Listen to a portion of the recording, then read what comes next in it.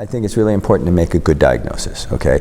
And making a good diagnosis is important for a couple of things. The first is that you will find that diagnostic uncertainty is a leading cause of multiple admissions to the hospital, multiple visits to the doctor, multiple unnecessarily ordered studies. You get better health care if you have the right diagnosis, number one. Number two is planning. So you can plan, you can talk about what does the course of Alzheimer's disease look like in general, and then talk about over time more specifics about the individual. You can plan for, retirement and things like this.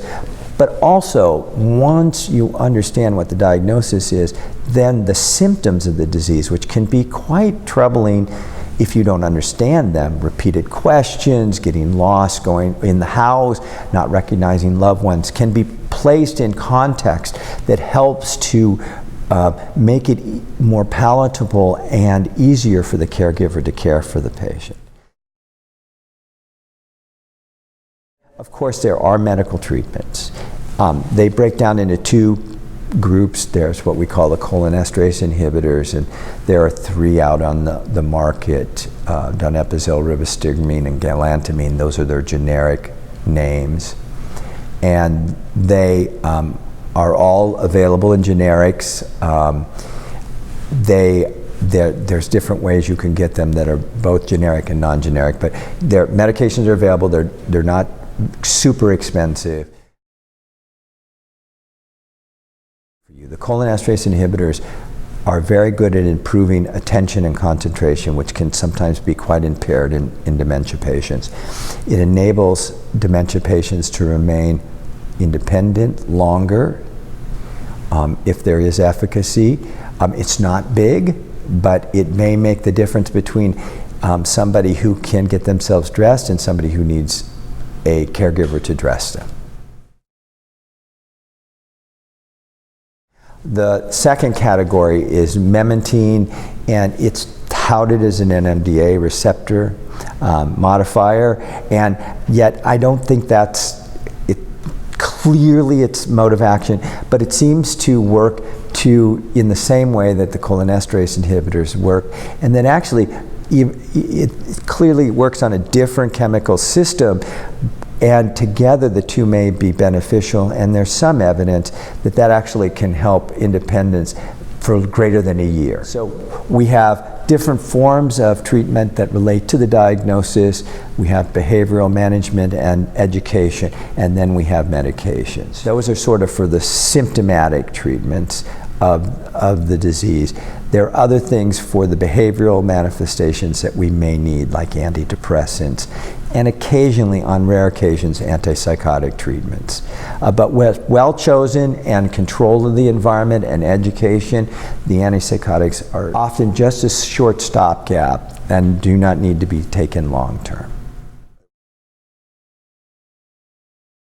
I think that we kind of talk about things in general areas about sort of activities, eating, and diet, okay? In the activities area, it's very clear one thing that rises above repeatedly is that exercise is a good thing for you. It doesn't have to be super cardiovascular, okay? But regular exercise is beneficial to the brain, and it's more than just increasing blood flow. It actually has some nutrient kind of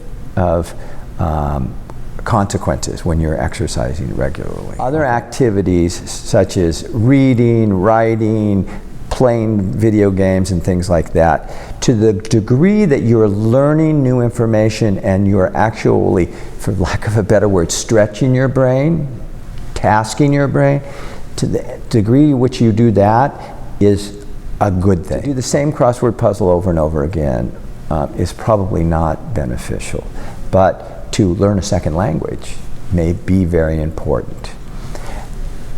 Both of these types of physical activity are really building up what I call the resilience of the brain.